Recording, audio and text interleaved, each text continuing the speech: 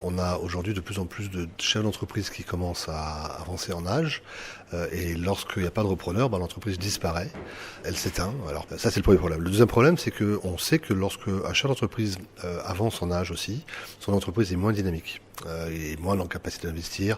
On est plus dans une gestion un peu patrimoniale de l'entreprise alors que si vous êtes plus jeune, vous avez évidemment plus envie d'investir sur les nouveaux marchés. Et puis le troisième sujet c'est qu'on est en pleine révolution numérique et donc on a aujourd'hui des entreprises qui doivent se repenser complètement. Peut-être que le chef d'entreprise doit passer la main. Les évolutions arrivent rapidement. Voilà, donc tout ça, c'est des enjeux en termes d'emploi, en termes de croissance, en termes de territoire. Quand on a des entreprises qui ferment, c'est parfois des emplois qui disparaissent dans des territoires. En fait, le problème est le suivant, c'est-à-dire qu'on a un marché qui n'est pas en phase. D'un côté, on a beaucoup de petites entreprises qui parfois cherchent à se vendre et qui ont du mal à trouver un repreneur. Parce que le marché de la reprise, en fait, c'est souvent des cadres qui, arrivés à un certain âge, se disent qu'ils peuvent reprendre une entreprise. C'est aussi parfois des entreprises qui souhaitent faire des opérations de croissance externe. Donc elles préfèrent le faire sur des entités qui en vaillent le coup. Donc c'est plus simple pour elles de reprendre des entreprises de certaine taille.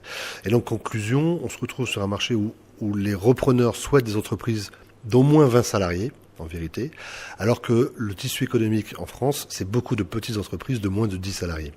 Et donc on se retrouve avec des chefs d'entreprise qui n'arrivent pas à trouver des repreneurs et des repreneurs qui n'arrivent pas à trouver des entreprises à reprendre. Il faut qu'on arrive à trouver des solutions pour faire grossir les entreprises. Je crois que le gouvernement aujourd'hui s'y emploie et c'est de lever les freins à la croissance.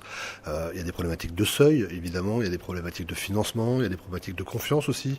Voilà, si on veut que les entreprises un peu grossissent, pour que ce soit plus facile à transmettre, il y a tout un écosystème en fait à mettre en place.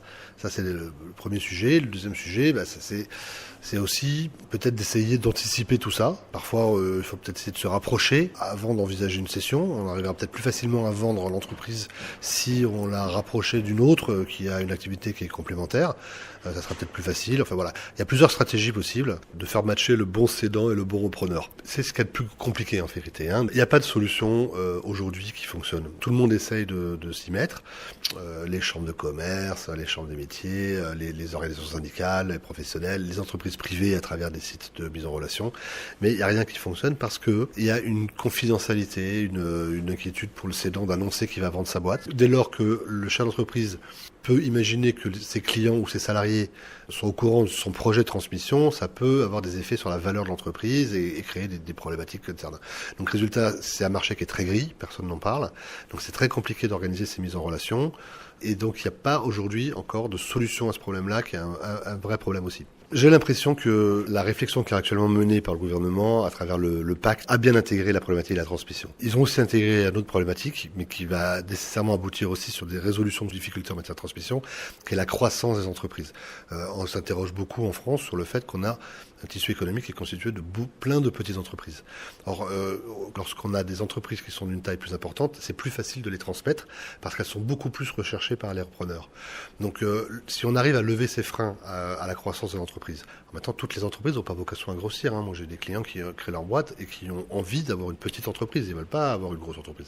Mais il y en a parfois qui souhaitent aller plus loin, mais qui sont un peu limités parce qu'ils ont du problème pour trouver les bons financements, pour trouver les bons partenaires, pour trouver les bonnes lignes de crédit. Voilà. Donc, si on arrive à lever tous ces freins, qu'on fait en sorte que effectivement, les entreprises grossissent plus facilement, on va indirectement régler ces problématiques de transmission. C'est pas nécessairement que des problématiques qui se règlent par la loi, ça peut être aussi parfois des problématiques psychologiques, culturelles, peut-être qu'il faut augmenter la formation auprès des chefs d'entreprise.